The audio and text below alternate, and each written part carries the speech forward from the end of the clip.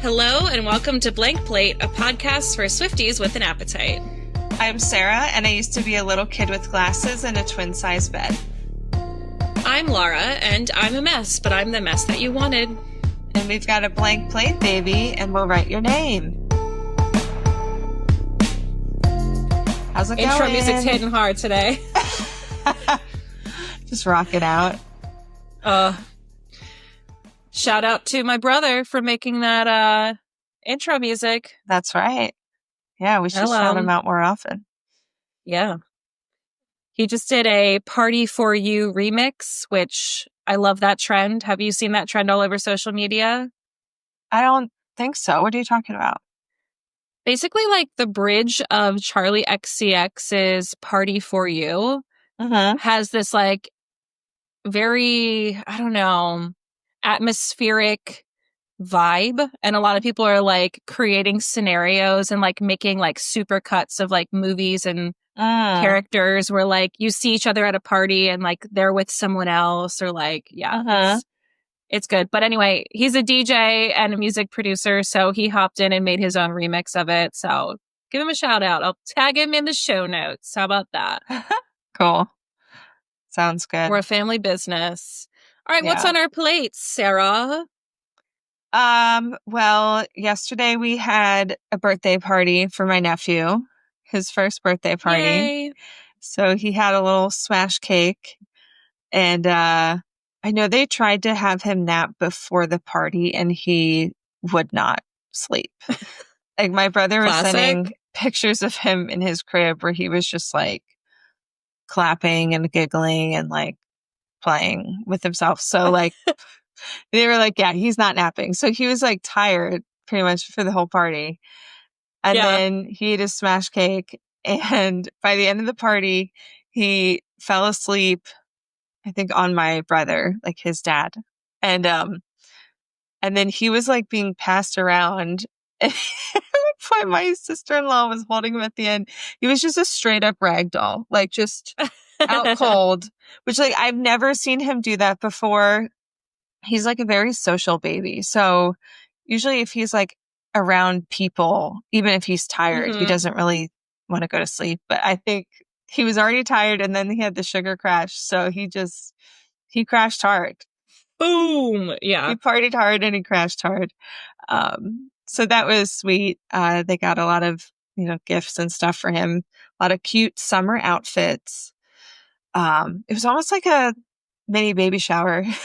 I was going to say, I feel like first birthdays are often when parents get like the things that we now need new supplies of. Yeah. Because the baby's not going to remember it. No. Yeah. He's going to be very stylish this summer. That's for sure. A lot of cute, like peachy outfits and stuff. And other than that, I will say that there are exciting things happening on the donor egg IVF front for me. I'll probably share more next time we chat because I'll have a little more info at that point.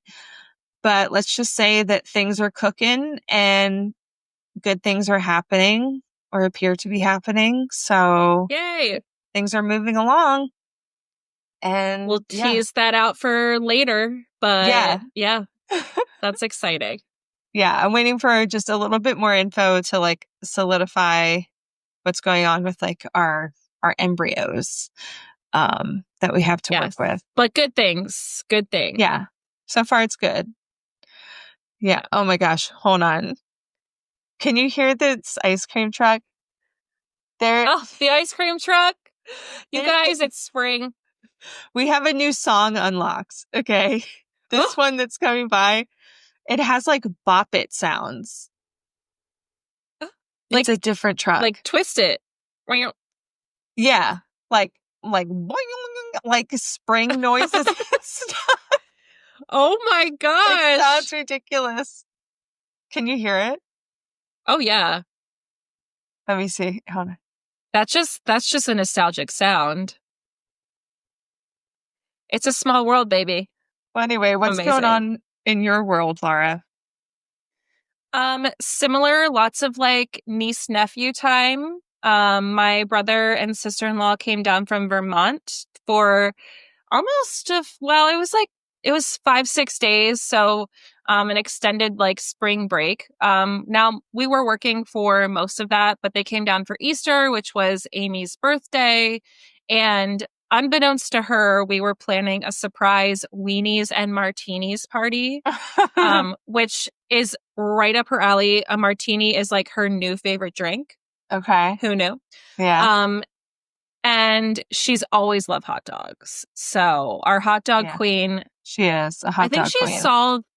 I think she like saw the theme on like TikTok or Instagram, sent it to me, and she was like, "This is so me." And I was like, clocked it, saving that for later. Yeah. And it was so fun to like decorate. And it's just been like a heavy month for me. So it was fun to like do something silly and also do something for her. And she's like so easy to celebrate, and she loved it, of course. And I have to say, the only martini I'm going to really go for is an espresso martini. I really don't like a straight up martini. That's just not for me. No. Now, like I will say martini? I didn't have a dirty martini, and I think I might like that better because I do like olives a lot. Right. But a classic martini with like a lime twist, not for me. Not for me. Actually, I don't know if I've really had that. I would probably prefer like a straight martini versus a dirty, but definitely an espresso martini. And I was talking to someone recently who didn't like understand like the hype of the espresso martini. And so I was trying to explain it to them, and I was like, it's so funny because I would love an espresso martini, except I can't have caffeine or alcohol. Yeah. Both of them are my vices. Yeah, like they do terrible things to me. So they ruin my body. And together they would devastate. Yeah. That's unfortunately true. For me. Maybe one day. Sarah is a decaf crazy. girl. That's what someone needs to know. She's a decaf girl. I am. Yeah. So what's new with Taylor? Honestly, like not much. As of right now, Deuxmoi like had an exclusive quote unquote. Now, keep in mind, like Deuxmoi is kind of like not a great source ever for information. Like it's all hearsay. It's all like, I mean, someone is obviously writing in, but I don't know. I don't know how much stock I'm going to buy into this, but anyway, Deuxmoi has an exclusive that says that Taylor is expected to release a new album soon.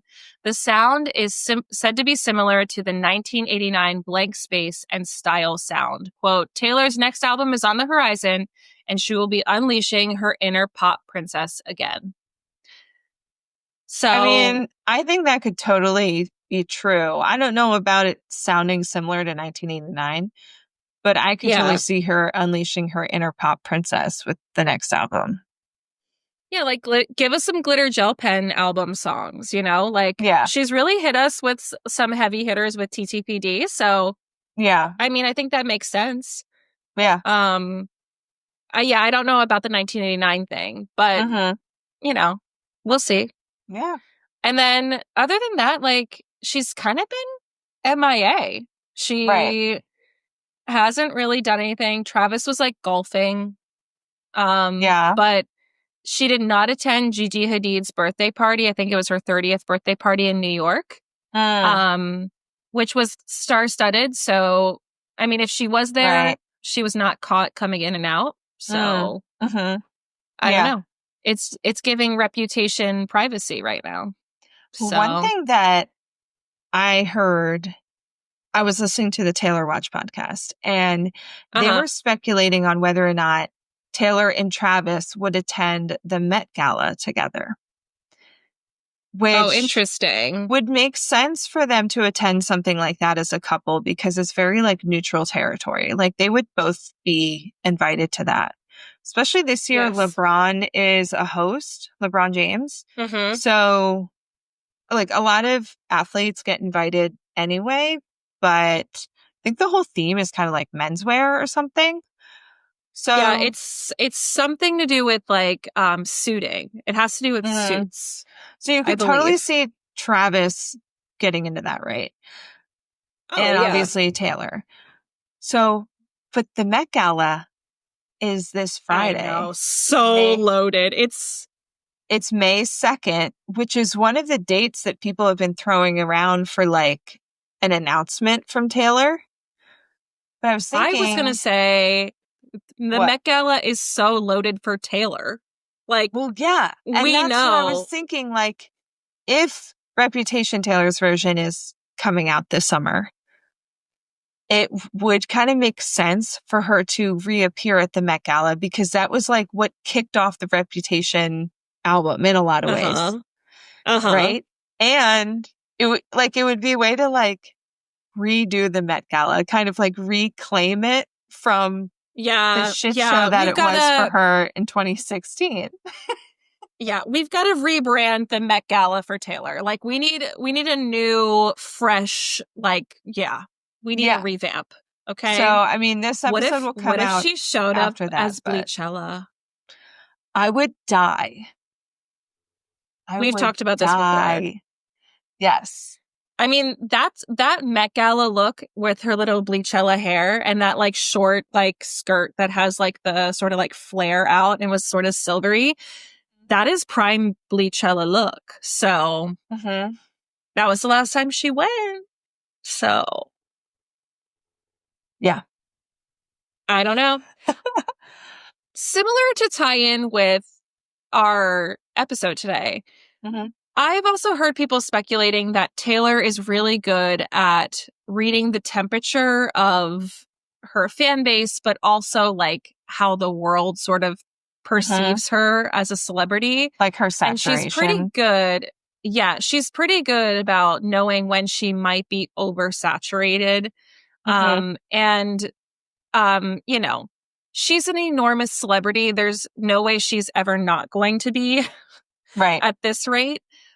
But I do think that Taylor's pretty smart in knowing when she should sort of go, quote unquote, into hiding so that when she does have something new to release, it is like exciting. And all of a sudden we are just so enthralled and dazzled, if you will, by her like work. And I think right now, we are definitely, I mean, like, new Swifties, you don't understand, but like Taylor truly like was feeding us, like force feeding us with the amount of music and outings and dinners and paparazzi shots in the last couple of years.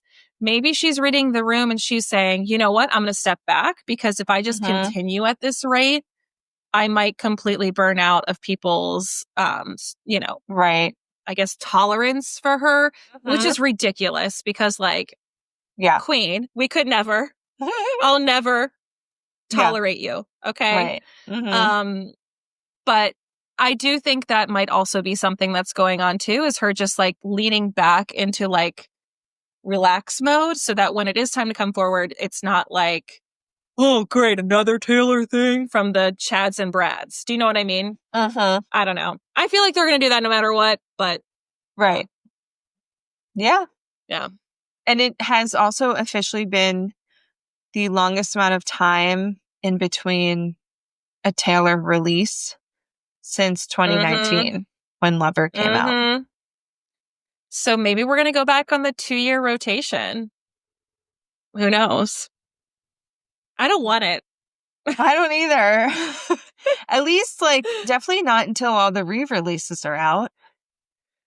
Yeah, I don't know. Like, with all these rumors of like new albums coming out, I am curious if TS12 is new, kind of like we speculated in our last episode. I don't know. I don't know what she's cooking up. I could see her taking as much time as she ever needs for herself between albums. But I think she has learned in the last 5 years that as much as she wants to put out, we will take it. And it has been excellent for her career. To release more frequently. So if that's what she wants to do, I think she'll do it. Because there's no reason not to. I think she's also just learned, like, sometimes you release an album because you want to release an album. TTPD being a prime example. Sorry, I'm playing with my hair clip. But maybe not during the podcast, Laura. It's basically my fidget spinner right now is me clipping this. But yeah, sorry. But yeah, Folklore and Evermore, that's what she did. She was like, I wrote these songs. I want to put them out. Here you go. So TTPD was like, yep, I experienced this crazy whirlwind of a situation and an end of a serious relationship, and I can't help it, but here you go. Like, I don't know. I feel like now that she's in a stable relationship, I think that we can see a whole new side of Taylor, which is really exciting. Yeah. Will this actually be the album that is love? Well, you know, I was listening to Reputation today, and that really is the Joe Love album, not Lover. Yeah, it is. No, Lover is anxious energy, doubt, you know, struggles Delulu. in a relationship, Delulu. I'm waiting for a sexy album. Like, you know? Yeah. Reputation we don't was really have that. The sexiest we had gotten at that point. With like Dress. Yeah. Don't Blame Me. We know So It Goes. I know Taylor's got it. So anyway. Okay, right. So today our episode is on Clara Bow, which is the last track on the original Tortured Poets Department, released April 19th, 2024, written and produced by Taylor and Aaron Dessner. And what do we think? Is this a fountain quill or glitter gel pen song? I say fountain pen because I think the references in it are very modern. Like talking about the lights of Manhattan, the suits in LA, that kind of thing. I don't think that Emily Dickinson's grandmother would write this song. Yeah, I agree. I think initially I was like, this is a quill pen, but the more I've thought about it, you're right. This is a fountain pen song for sure. She's got something to say and she's saying it. Yeah. Okay. So what's your personal association with this song? Like, what was your first impression of this song? I love this song immediately. And when we did our like initial reactions, this was in like the top, it might have been in the top 3 for me. I forget. Wow. But like top 5 to 10 for sure. Mainly because like we were so gagged by hearing her sing her own name. like I felt like I got punched in the gut when we heard that. I was like, I'm gonna throw up. Like I was Yeah. It was like, but I almost like expected it. I remember waiting and being like, is she gonna say her name? Is she gonna say her own name? Idea. I was so shocked by it. And yeah, it was so crazy.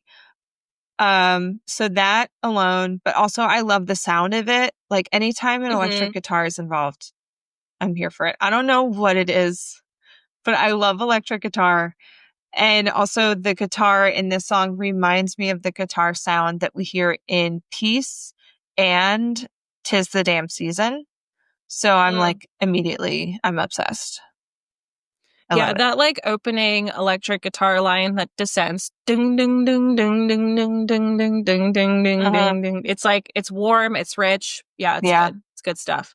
Yeah. Yeah, like same vibes. I remember just being like, I'm going to throw up when I heard her say her own name in this lineup. I was like, because I remember I was speculating. They were like, Clara Bow, let's research about her. Well, she like left the music industry or left the entertainment industry and she had mental health problems. And is she going to compare herself to Clara Bow? Like kind of speculating that. Yeah. But when she like went to Stevie Nicks and then I was like, okay. And I was just like, she's going to say it. She's going to say it. And like when she did, gagged. Immediately gagged. Yeah. And like, it was initially one of those songs that I was like, wow, she cooked. She cooked. Because only Taylor Swift could write this song. Do you know what I mean? Like, I don't know any other female artist that can really write a song like this. Not with her lived experience. Right, exactly. Yeah. So, yeah. folklore of the song, little background. I mean, like, summary overall is like, this is definitely a look into Taylor's changing perspective of fame and her career and the success she's had in the music industry, but also kind of revealing how she's aware that she's part of this quote unquote machine that is the music industry that sort of like hand selects, like, you've been picked like a rose, like hand selects women or girls, sort of pits them against the last shiny thing, elevates them to new heights, and then like immediately moves on. And the cycle continues. And Taylor's talked about that. Do you want to read this Miss Americana quote? Like, this to me is the thing that I was like, she knows this very well. So yeah. So in Miss Americana, she said, quote, "We do exist in this society where women in entertainment are discarded in an elephant graveyard by the time they're 35. As I'm reaching 30, I'm like, I want to work really hard while society is still tolerating me being successful." And that was during Lover, you guys. That was during Lover. Yeah. Right? And that's kind of what we were talking about earlier, too, where she's like, okay, yeah, I've been oversaturated. People are tired of me. Let me go away for a little bit so I can come back out and it feels like fresh and new again. You know? Yeah. I think Taylor's like aware of her part of this whole cycle, obviously revealed in this song, but she also knows, like, she also is aware in this song of her own impact within pop music and the pop culture. Like, there's an awareness of her own celebrity that's very clear. And she's, I mean, like, we know this girl's got a sort of tortured relationship with the music industry and celebrity based off of other songs that she's written about. I mean, we include Nothing New a lot in this episode. Right. There's also, and she wrote that even younger. So I know, because we also have like Mirrorball, The Lucky One, The Lakes, even, and like Who's Afraid of Little Old Me. Yeah, I mean, she's talked about it a lot. This is also the final track on the standard edition of Tortured Poets. And we know that she likes to signal kind of like what's coming next. So it's wondering, like, with Clara Bow, like, is she giving her crown away to someone else? Or at least like suspecting that, like, is this album that I'm releasing during the Eras Tour kind of my last gasp, like my last attempt to harness this fame and adoration that I have, right? But then when she ends with the manuscript, it's a lot about like closure about the Eras Tour and maybe even about like the way she thinks about her past relationships and things like that. Dear Reader is kind of like a warning to us, telling us how unhappy she actually is. Like, hey, don't believe that I'm this like super happy, famous pop star. Like, that's just an image I put forward. If you knew where I was walking to a house, not a home, all alone where nobody's there. Yeah. Oh, girl. Yeah. She was spelling it out for us and we were not listening. Yeah. I also think that Clara Bow is a really fitting final track for the standard album because a lot of Tortured Poets does touch on her fame and like her relationship to her fans and like the way she's perceived, the difficulties of being famous the way she is and stuff, like with But Daddy, I Love Him, Who's Afraid of Little Old Me, I Can Do It With a Broken Heart. And then even on the anthology, we have like The Albatross, I Hate It Here, Thank You, Amy, The Prophecy, Cassandra, The Manuscript. Like, it's all painting this picture of what this life is actually like for her. And then also having it as the final track, like, continues to make me wonder, like, despite her recent outrageous success that she's had, does she still think that every album she puts out will be the last one that is received well? Like, is she still just constantly glancing at the clock and wondering when her time is up? Like, very much like the vibe of the song Nothing New, which she wrote probably in like 2011, right? Yeah. Which is 14 years Yeah. ago. But like this song makes me think that, like, yes, she does continue to have those thoughts that we mentioned from Miss Americana, where she's like, I'm just waiting until my time is up, until I get discarded to the elephant graveyard. Yeah. I think like what I mean, Taylor, we have such a divine and serious love for who she is, not only as a person, but as an artist. Mm-hmm. Like, she is a Stevie Nicks to us. She is beyond just a pop star to us. But I think in her head, she might not understand how important she is to people. Maybe a little, but not fully, because I mean, let's face it, like there are a ton of female pop stars that have come and gone with the wind. Like and she's seen it. I mean, she probably has friends who were in that boat, you know? Yeah. And when you see that happen time after time after time, especially with people that she probably considered peers for a long time being discarded, she has to wonder, well, when's my turn? Like everyone else it's happening to everyone else. It wrecks me to think that she probably does think this way, but I bet she does. I bet she does think to herself, this might be the last gasp that I have before people just are sick of me or I'm no longer relevant, you know? But I think, or I'm canceled. Like, if that is how she continues to think, the sad, like, ironic part of that is that it's because she thinks that way that she works so hard and she constantly like reinvents herself and does an amazing job at like marketing and connecting with her fans and doing all these things because she's trying so hard to not let that happen. And whatever she's doing is working. You know? I mean, she's also said in her speeches, she was like, all I want to do is just keep writing songs. She's like, that's all I want to do. It's not about celebrity. It's not about fame. It's not, all I want to do is just write songs. And I think that's very clear with an album like Tortured Poets, where she just went off. But I also think that if that is, like, that's an artist right there. That's someone who's like, I have to do this. This is like what I do. This is my outlet to help me experience and unpack my life. I think that no matter what everyone's reactions will be, Taylor will continue to write music. I just think that she wonders to herself, when is everyone else going to tire of me doing this? And when is it just going to be me writing because that's what I do? I don't know. It's so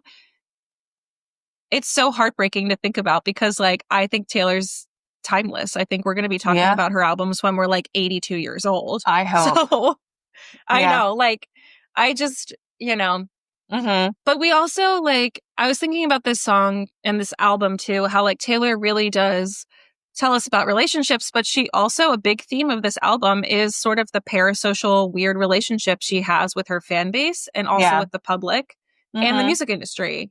And like this sort of is a bow, pun intended, on puts a bow on that. Like it literally explains, like, I understand the scheme and the music industry machine that I'm in. Yeah. Well, before we get into verse 1, let's talk about the quotation marks in this song. We have to talk about the quotation marks. This is important. Yeah. I literally thought it was a typo when I was finding the lyrics, writing them into our little doc where we put all of our notes in. I was like, quotes? I was like, this is a weird website. And then I was like, oh, no, that's actually the lyrics. Like, there are quotes galore. Yeah, and I pulled out my vinyl to double check how they wrote it in the vinyl booklet. And yeah, there's a lot of quotation marks. Yeah. But yeah, it's basically like everything except the bridge, right? Yeah. Everything except the bridge is in quotation marks. So it's conversations, right? Like each verse, it's like conversations between various suits, like music executive type of people. Yeah. And then like a pop princess counterpart. So like Stevie Nicks, Taylor, whoever's next. But then the bridge seems to be where she like pulls back and gives us her own actual inner thoughts about the whole situation. Like, she removes us from the conversations being had and kind of says like, look at this. This is what it's really like. Because each verse is like a suit person hyping someone up. Yeah. And then that person responding like, oh my God, I can't believe this is like finally happening to me. No one believed I could do this. Yeah. So we keep seeing this play out, but then the bridge pulls back and is like, beauty is a beast that roars down on all fours, demanding more. You know? Yeah. It is really interesting. Yeah. Yeah. It is funny to think about, like, because initially when I was analyzing the lyrics, I was like, this is all like what Taylor thinks and what's said exactly to Taylor. But when you think about it as this is not specifically told to Taylor, but this was something that the suits said to Stevie Nicks, comparing her to Clara Bow. Right. This is what was said to Taylor, comparing her to Stevie Nicks. This is what's said about whatever pop star is after Taylor, comparing her to Taylor. Exactly. It's such a fun narrative way of viewing it. And after like analyzing the quotes of it all, I was like, this is amazing. But yeah, let's get into it. Let's get into it. All right, here we go.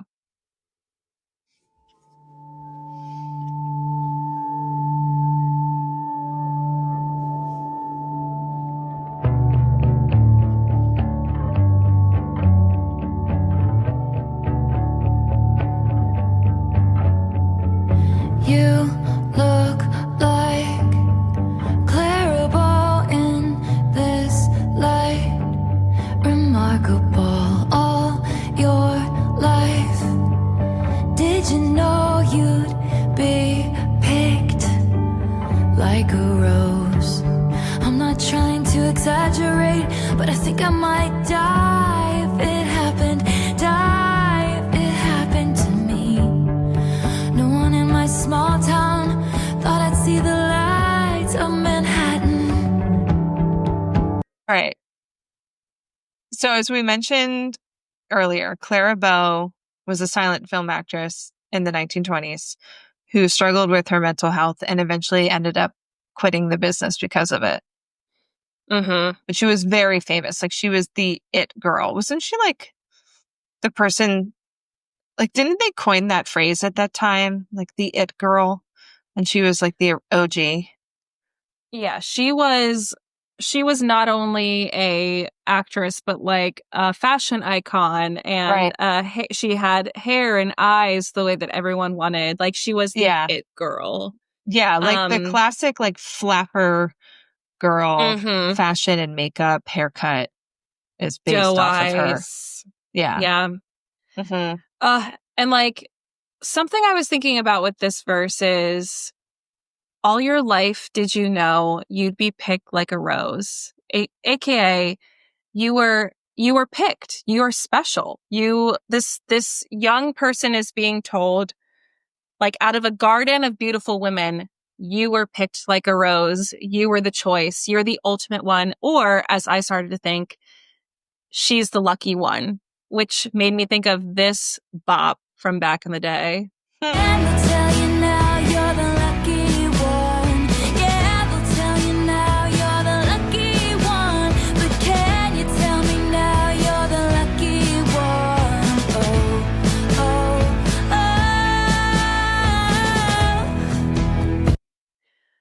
Which is funny to think about Taylor writing about this, like, so young. She's already sort of, it's giving, she's so lucky, she's a star, but she cries. Like, you're the lucky one, but are you really lucky? Like, is that actually something you want? Is celebrity really all that it's chalked up to be? Yeah. But yeah, like self-aware even back then, because that was on Red. I know. Which was still her fourth album, though. So she had been through it by that time. It's true. And then, like, this concept of like, I think I might die if it happens to me. It's like, that is something that someone who's young, who's earnest, this like fairy tale sort of perspective of what it would mean to become famous, like become a famous star, become a famous musician. Like that comes out of a young person's mouth. Like, I would die if it happens to me. I would die, you know? So like innocent and young. It's also, if you want to read it in a dark way, you could read it as like, I might die if this happens. Like, this could kill me. Like, if you think about what happened to Clara Bow, who we're mentioning at the beginning of the verse, I might die if it happened to me. You could also read it to be like, if I get what I want, it could actually ruin me. It could undo me. Yeah. Yeah.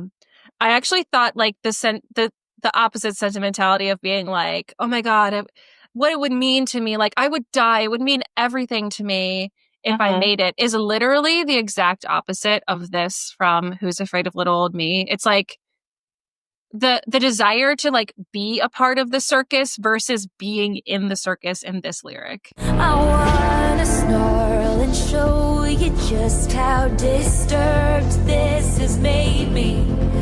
You wouldn't last an hour in the asylum where they raised me. So yeah.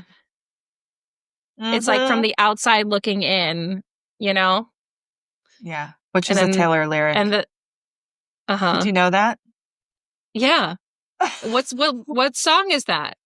I think it's called The Outside. I was listening to her debut album today while I was working. I was going to say, it's definitely from debut. Yeah. She literally says like from the outside looking in. Yeah. Yeah. But yeah, like I would die if it happened is the outside looking in. You wouldn't last an hour in the asylum where they raised me is the inside looking out, you know? Yeah. Anyway. And then no one in my small town thought I'd see the lights of Manhattan. Definitely kind of reminds us of the song Welcome to New York.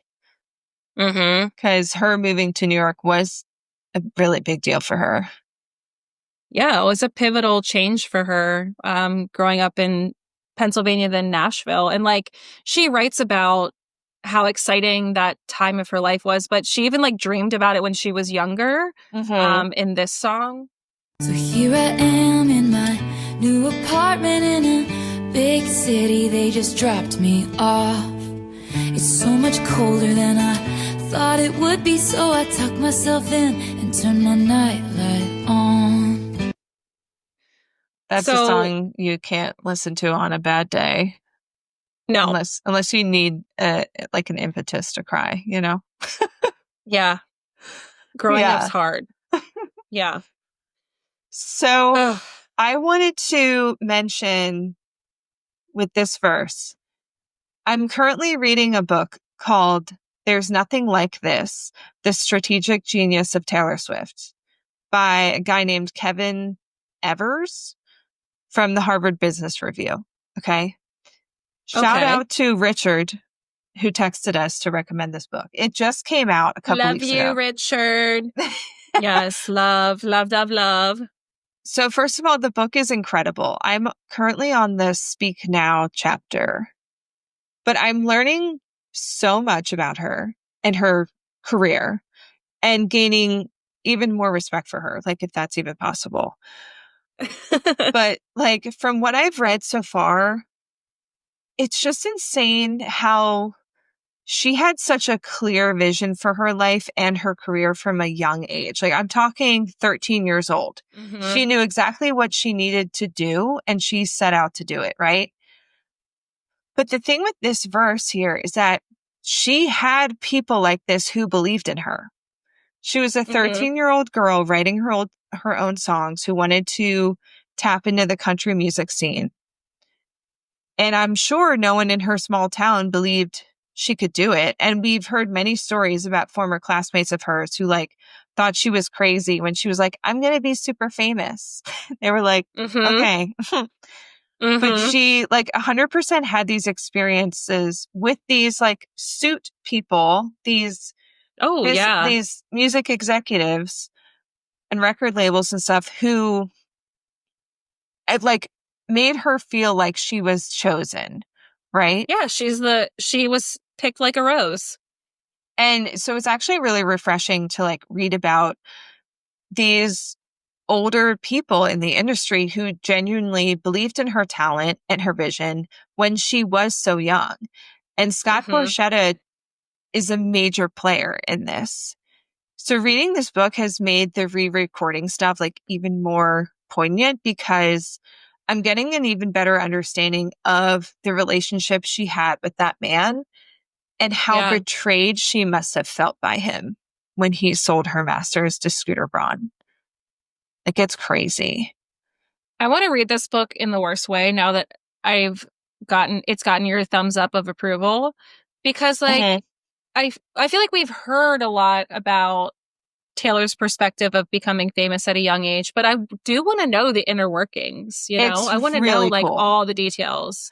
It's really cool. And one of the things that really blew my mind is that like related to this song and Taylor feeling like she only has a certain amount of time, right?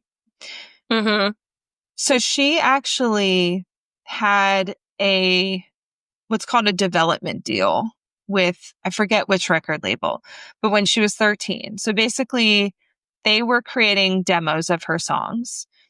Yeah, I think basically to see like, do you really have what it takes before we officially sign you for a record deal?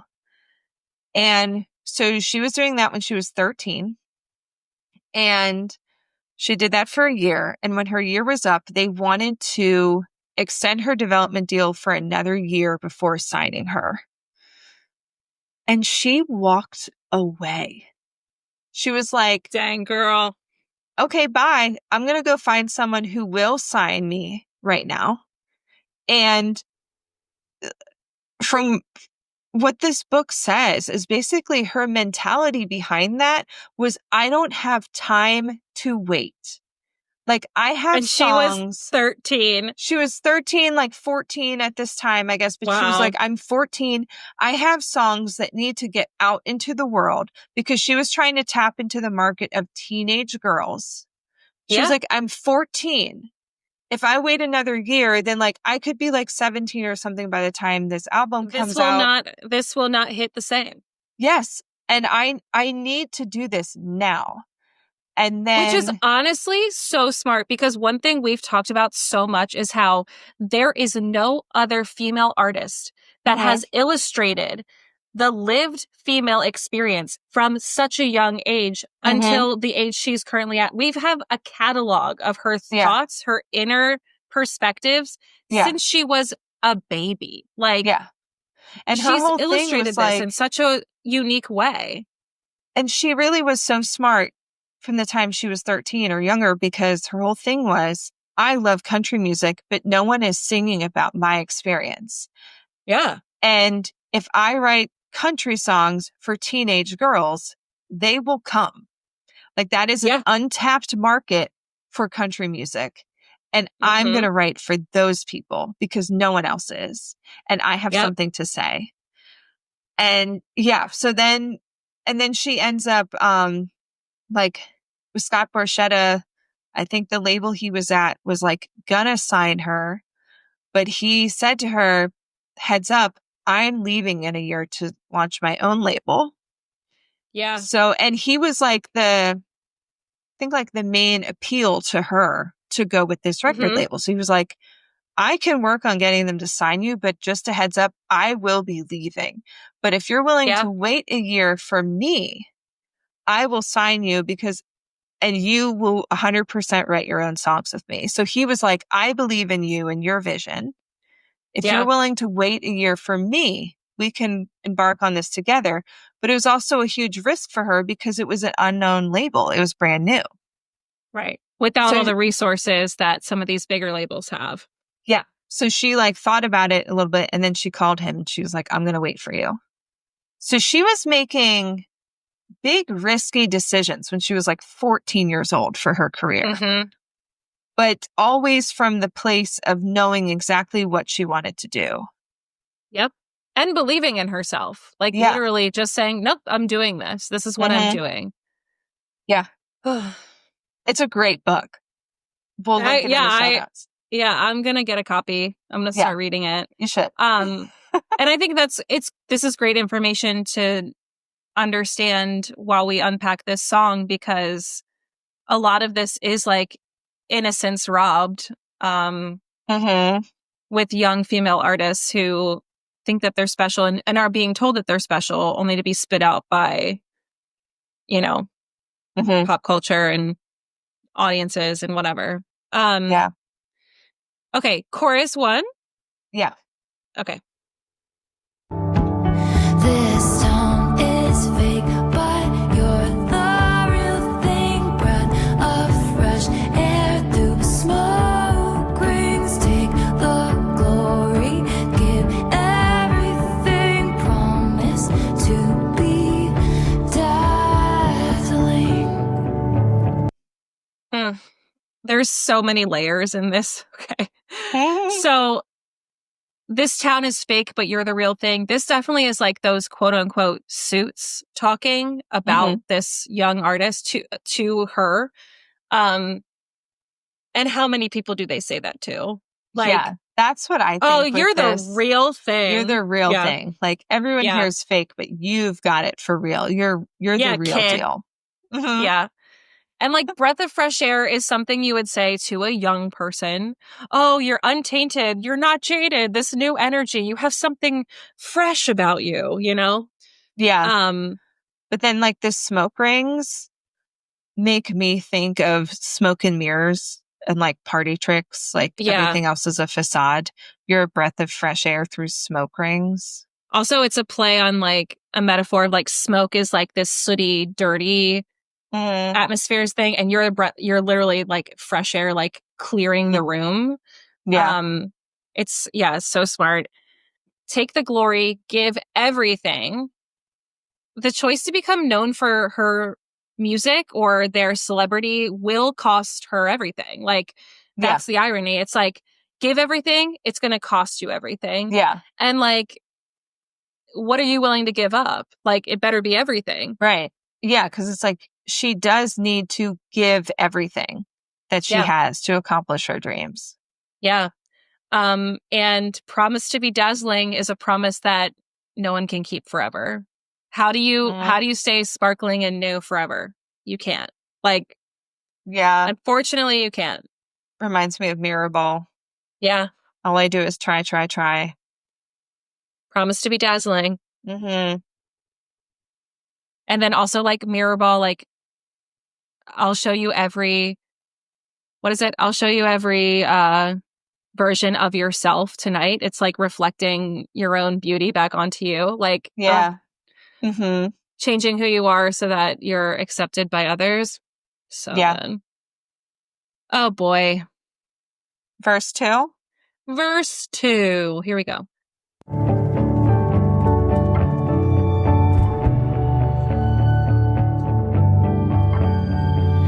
You look like Stevie Nicks in 75. The hair and lips crowd goes wild at her fingertips. Half moonshine, a full eclipse.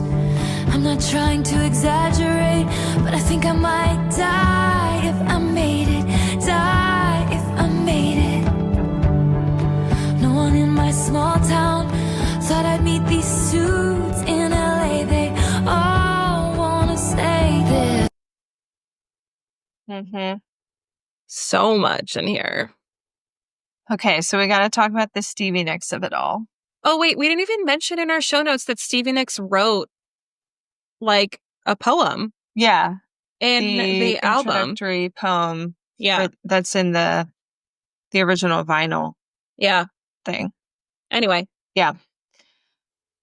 So yeah, Stevie Nicks, an icon from Fleetwood Mac. She was definitely in her prime in 1975. Known for her pout and her style that everyone wanted to emulate, which is very similar to Clara Bow, right? Yep. But okay, here's a little interesting factoid I discovered while doing research for this episode. Stevie Nicks wrote a song called Mabel Normand, which is the name of a different actress from the 20s.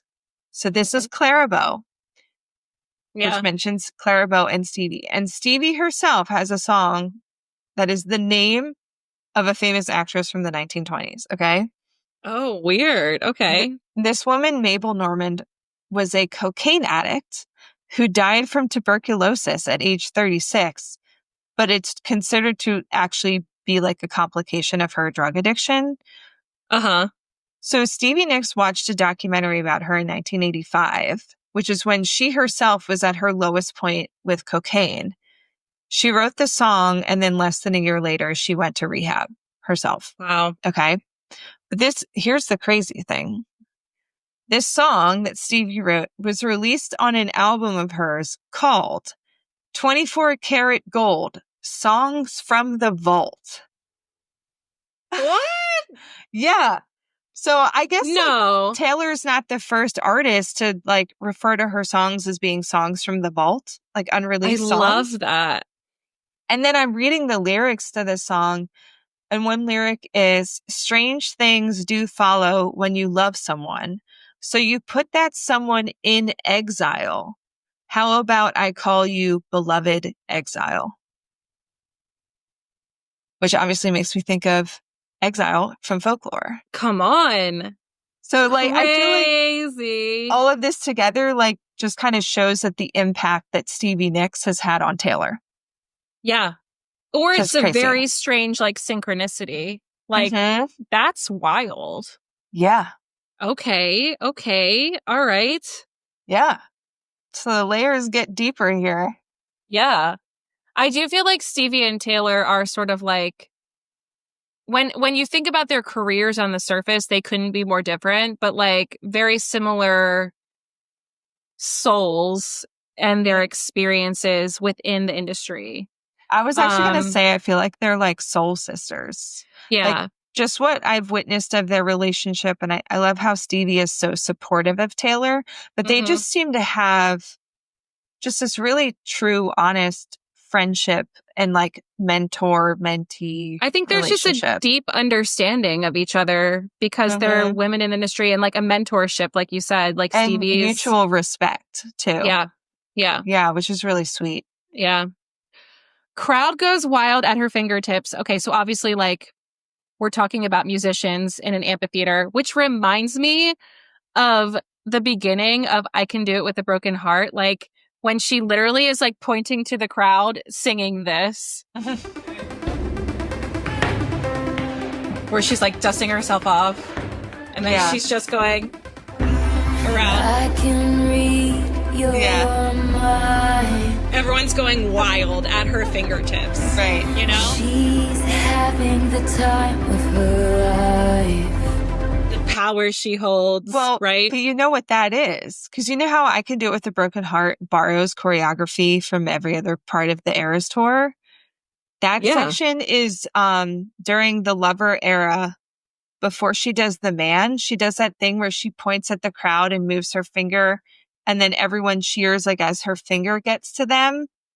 Do you remember how she did that? And then she was like, you're making me feel like so powerful, like I'm the man. Man. And then she goes into The Man. Yeah. Yeah, crowd I goes love that wild like we at can her quote her fingertips. script. Yeah. I know. Oh my God. I mean, that's got to be the craziest feeling, right? Like, like the energy of that is wild. Yeah. Half moonshine, full eclipse. I feel like we could write a thesis on. Seriously.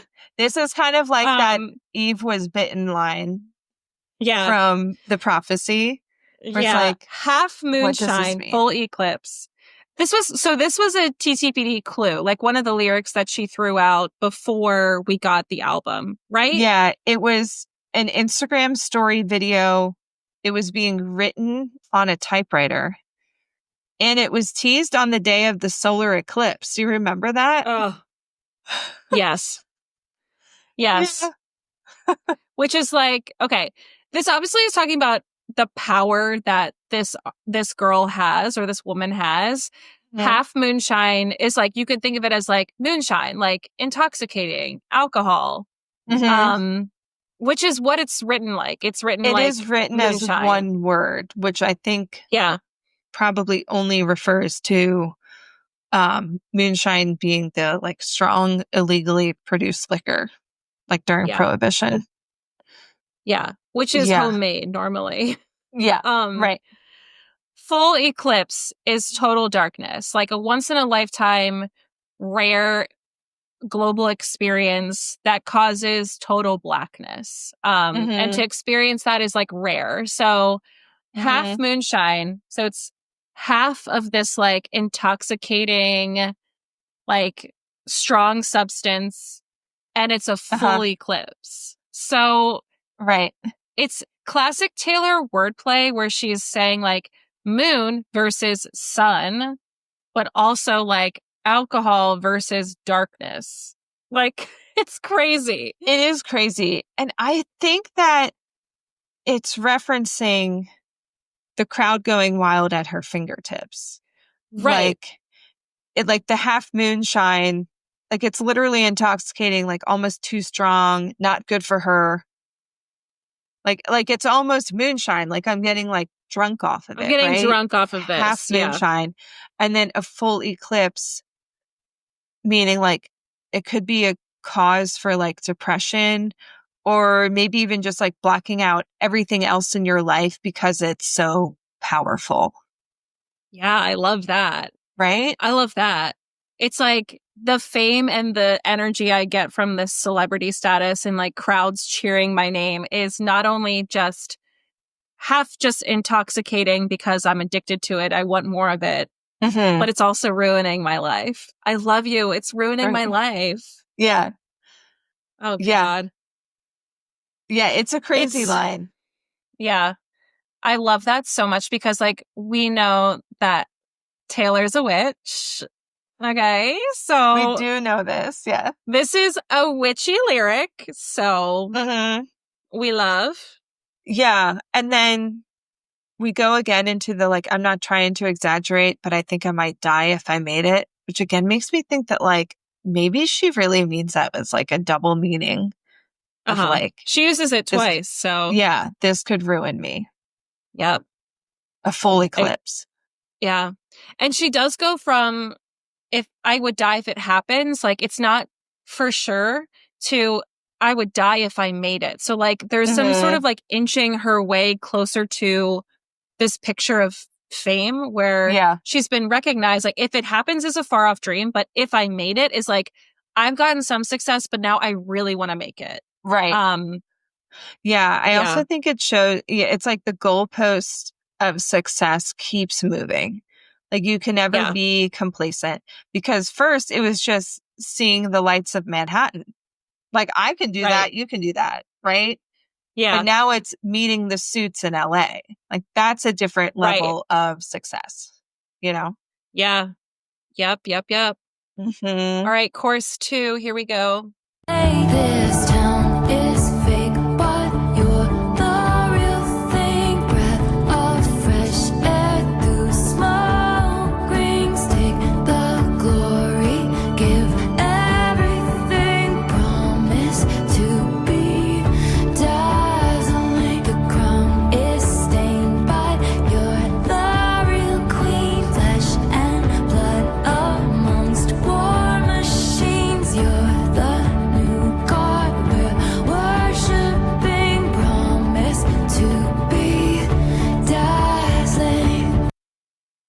the second half of that is kind of like a bonus chorus. It's almost like another half verse, but it's part of the chorus. She like doubles down. She repeats the chorus 1 and then adds a whole different layer to it. The crown is stained, but you're the real queen. Which is like, stained with what? Blood, sweat, and tears? Right. Like, that's how I read it. Is it like tainted? Like it's ruined? Is it ruined? Is it ruined or has it ruined others? Like also maybe like it's gone to people less worthy, but you're the real thing. or it's just completely ruined them. Like the crown has ruined them and their life like has fallen apart because of it. So with this like crown being stained, it made me think of like how Taylor's reflected on her own success, and how she has had to give up everything. And it made me think of this line from You're on Your Own, Kid. Looked around in a blood-soaked gown and I saw something they can't take away. Yeah. Because it's like you're looking around, you're in a blood-soaked gown, you're wearing like your own blood because you've like given up so much, you're bleeding out for whatever this like moving goalpost of success is. Anyway, it made me think of that. And also like literally the next line is flesh and blood after talking about stained. Yeah. So I think that's pretty intentional. Yeah. Flesh and blood amongst war machines could mean like you're so real. You're so real. Like you're made of actual flesh and blood, and these other people are just like machines and they're fake and like robotic, you know? Yeah. Yeah. And then like, you're the new God we're worshiping is, I just feel like I'm sure it does sort of feel like that. Like you're like being put on a pedestal, right? Promise to be dazzling to me, and like low-key sounds like a threat. Yeah. Like promise to be dazzling, like you're the new God we're worshiping. You better promise to be dazzling. Like don't mess this up. You better deliver. Right. Yeah. Definitely. Yeah. It is a Which threat. is something those suits would say, I'm guessing. Like, we put all this time and money and energy into raising your platform. You better not disappoint us kind of vibe, you know? Yeah. Let's get and into then we finally bridge. get to the bridge. No quotations on this one. Right. Okay. Beauty is a beast that roars down on all fours, demanding more. Only when your girlish glow flickers just so do they let you know it's hell on earth to be heavenly. Them's the breaks, they don't come gently. You. And that is where you and I paused it during our first listen to like talk about the bridge. And then we turned it back on for verse 3 and we're like, So pause. Yeah. Yeah. Yeah. Oh, beauty is a beast that roars. We got a wordplay on Beauty and the Beast where she says beauty is a beast, which I also think is a little bit of a callback to being picked like a rose from earlier, because that's kind of tied up in the whole Beauty and the Beast storyline too. And like beauty is a monster that will never not be hungry. It's always going to be demanding more. It always wants to be fed. There's no way that you can ever be satisfied with the beauty standard. But also I think like beauty can also mean like keeping up with the Joneses. Like you're never going to be able to keep up with this expectation of what you should look like to the mass audiences or whatever. Right. Yeah. So how about this? Only when your girlish glow flickers just so do they let you know. So I think this is like, actually, it carries on. Only when your girlish glow flickers just so do they let you know it's hell on earth to be heavenly. Them's the breaks. Like, so I take that as like, girlish glow flickering equals like your youth and beauty flickers, meaning like it's starting to wane like a candle, right? Like when it flickers, it's like kind of losing its light. It's sort of like losing its steam.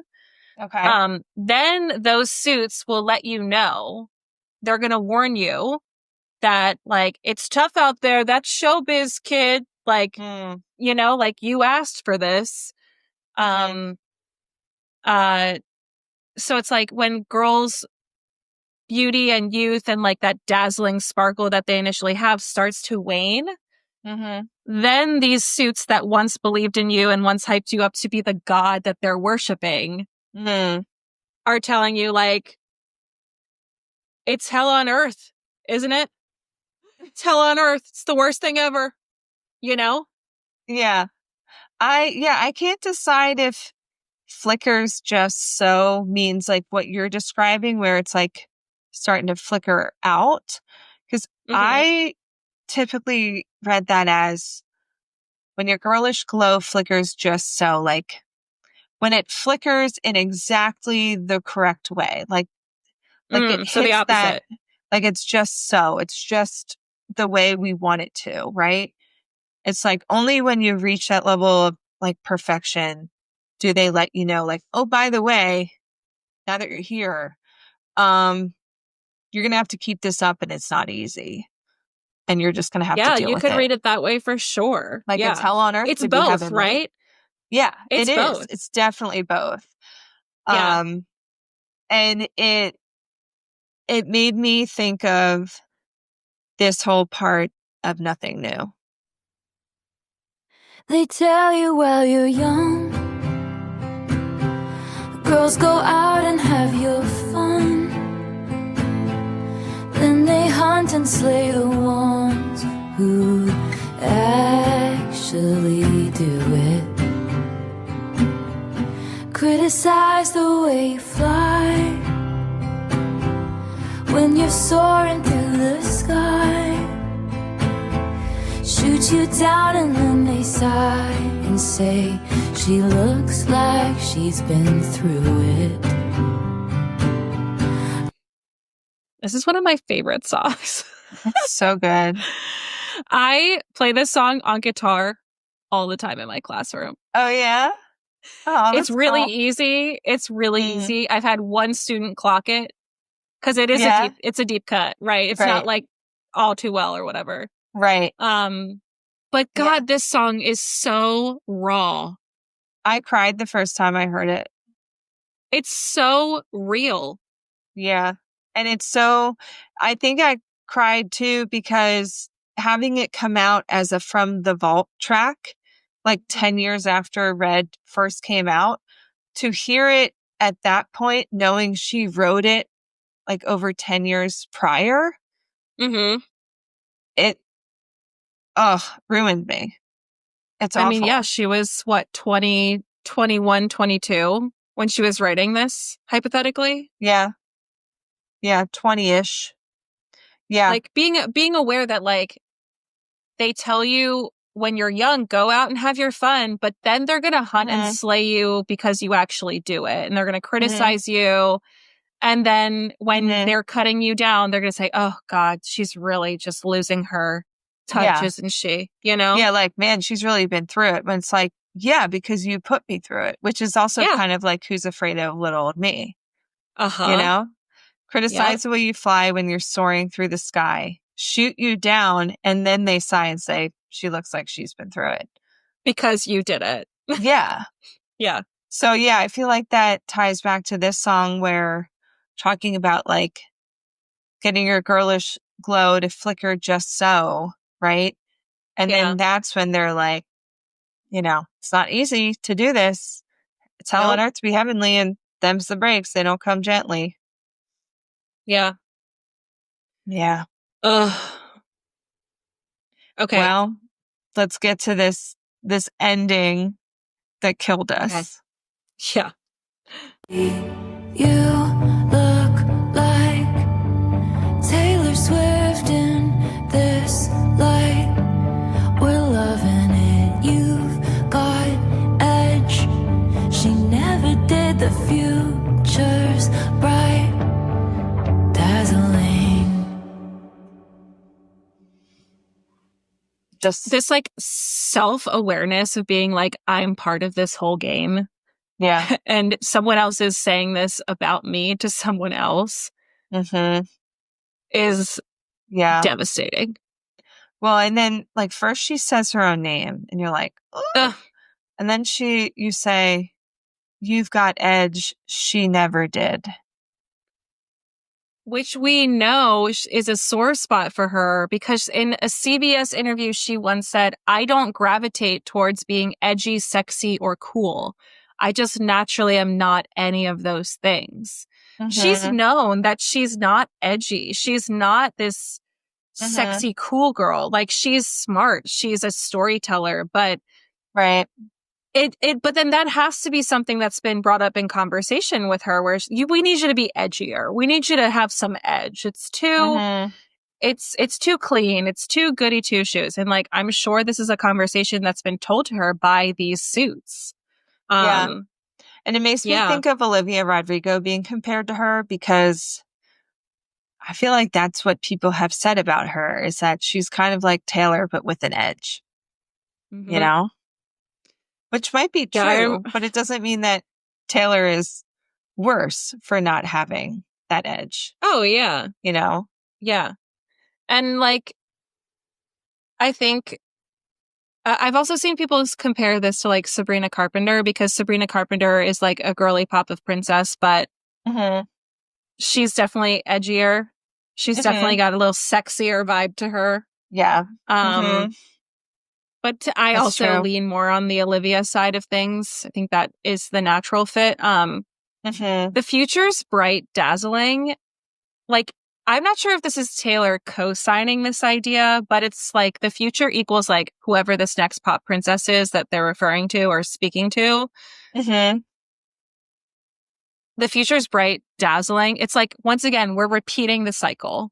Like, the cycle repeats. Like, yeah, and the fact that she's including her own name here implies that at some point she will be cast off and they'll be on to someone new.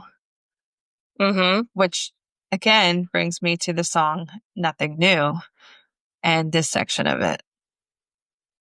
I know someday I'm gonna meet her. It's a fever dream, the kind of radiance you only have at 17. She'll know the way and then she'll say she got the map from me. I'll say I'm happy for her, then I'll cry myself to sleep. Then I'll cry myself to sleep. Nothing New is so raw and honest. It's intense. But also the line in here, the kind of radiance you only have at 17 when your girlish glow flickers just so. Yeah. Being dazzling, radiant. Picked like a rose. Yeah. It's almost like this song is her revisiting Nothing New from way down the line in her career. In a different way. It's crazy. I think that like she'll know the way and she'll say she got the map from me. I'll say I'm happy for her, then I'll cry myself to sleep. Is like, I had to figure this out because no one explained it to me. I had to crash out. I had to navigate this really hard and difficult path to pay for myself. And then this girly pop at 17 is going to show up. It's a fever dream because she reminds me so much of myself. And she's going to say, I admire you so much. Everything I do, I just like, I want to be like Taylor. Right. And she's thinking like, I'm happy for you, but like, Jesus Christ. Like, like, I know what this takes. And like, you kind of have someone to follow. I didn't, you know? Yeah. And actually, like, this is happening because I just listened to an episode of the podcast called Switched on Pop that I think they titled it The Generation of Taylor Swift. And they were talking about people like Gracie Abrams or like Sabrina Carpenter or whoever who have gotten the map from Taylor. About how to write their songs a specific way that Taylor kind of laid out for them and inspired them. And how to navigate public reception, good and bad. Because Taylor really has gone through many phases of being hated, of being celebrated. Many ups and downs. Like bad relationships, breakups, you know, like rumors, speculation, like dramas, Snakegate, getting canceled. Like, you know, I don't know of a single artist that's gone through that many turbulent I come back from the dead, honey. I do it all the time. And now they have the map to do it in case it happens to them. You know, like there's... Yeah. Nothing New also so kills much. me because she has Phoebe Bridgers on it, because I think their ages work out that Phoebe would have been like 17 when Taylor originally wrote this song. So did you ever see there was some award where Phoebe introduced Taylor and she spoke about how she would sing Taylor Swift like as a preteen, where she would put on artists and she would say, I'm going to sing Taylor Swift. Like, yeah. And now she's a friend of hers. But like Phoebe definitely is someone who is a different type of artist than Taylor, but definitely like admired her from afar at a young age. Inspired by her for sure. Yeah. Yeah. The future is bright, dazzling. Man. Yeah. I think we both have the same favorite lyric. We do. Which is this. You look like Taylor Swift in this light. We're loving it. You've got edge. She never did. The future's bright, dazzling. Also, girl, it's another one of those Taylor lyrics that became something people say all the time now. Like, if you're on TikTok, I have seen so many comments where people say, you look like Taylor Swift in this light. Yeah. You know? It's a meme. Yeah. Yeah. Yeah. It is a meme. Yeah. I just like, when she uttered her own name, I was like, yeah, it's crazy. Oh no. Yeah. So what rating do you give this? Looks like you upped it from what I saw before. Yeah, I did. So it's an 8.1 for me. I like the reflection of, I mean, like I said, no one else could write this song except Taylor Swift. Like, this is a song like from the inside looking out and the outside looking in all at once. And I think that Taylor's navigated her own career and is aware of the machine enough to write a song like this. And also put her own freaking self in it. Like, are you joking? Yeah. So that's powerful in and of itself. It doesn't like knock my socks off in terms of like melodic or like production, or nor does it have to. Like, not every song has to be one of those amazing production level songs. Like, that's not what all albums should be anyway, because they would just lose all meaning. But for me, it's an 8.1 for that reason. And yeah, that's where I'm at. Well, for me, it's a 9 out of 10. Like I said, it's top tier for me on this album. I love when she gives us a glimpse into her fame in this way. Like, you know, like she does in Nothing New. I'm also a sucker for the Beauty and the Beast reference. I do love that. But I do love the sound of this song, like the production of it. I love it. Even just last night, I was coming home from getting groceries and this song came on as I was getting home. And there was like a minute left when I parked, and I just sat and listened to the end of the song because I had to hear that ending. Yeah. And I, like, as soon as it ended, I just, like, you know, unplugged my phone and I just said perfection. I was just like, I do think without that last verse, this song would mean basically nothing to me. Right. You know? Like, it needs that last little verse or else. It makes it. Yeah. You gotta have it. Definitely. Oh my gosh. All right. So how about this song as a recipe? Okay.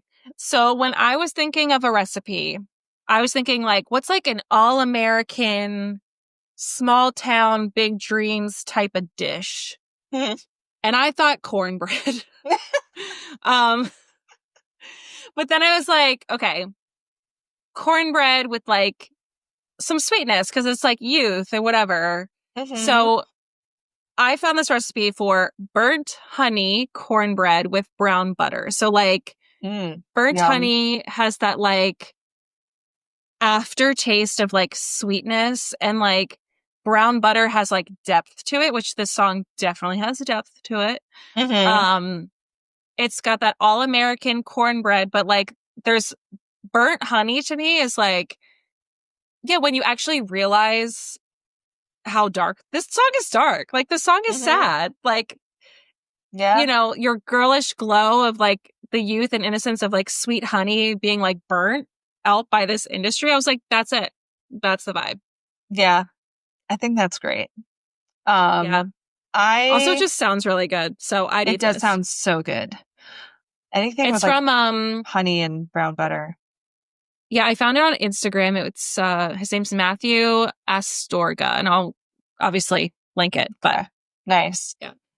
So going off of your idea, it made me think of the word bittersweet, because this song is kind of about like how fame is bittersweet, and you know, achieving your dreams can be bittersweet because then they can also die, basically, and get taken away. So I pulled this bittersweet chocolate cake by Ina Garten, but I also thought it was fitting because like it's a cake, but it's not a celebration cake, you know? No, it's not like, a birthday cake. It's like, let's not get ahead of ourselves here. Like, let's be cautious. Like if you want to celebrate with it, you can maybe stick a candle in the middle, but like this is not a birthday party cake. Also, it's like rich and dense. So like you can't have too much or you will definitely feel sick. Yep. So that also reminds me of, you know, be careful how much fame you get because it can be like intoxicating in a bad way that can ruin your life.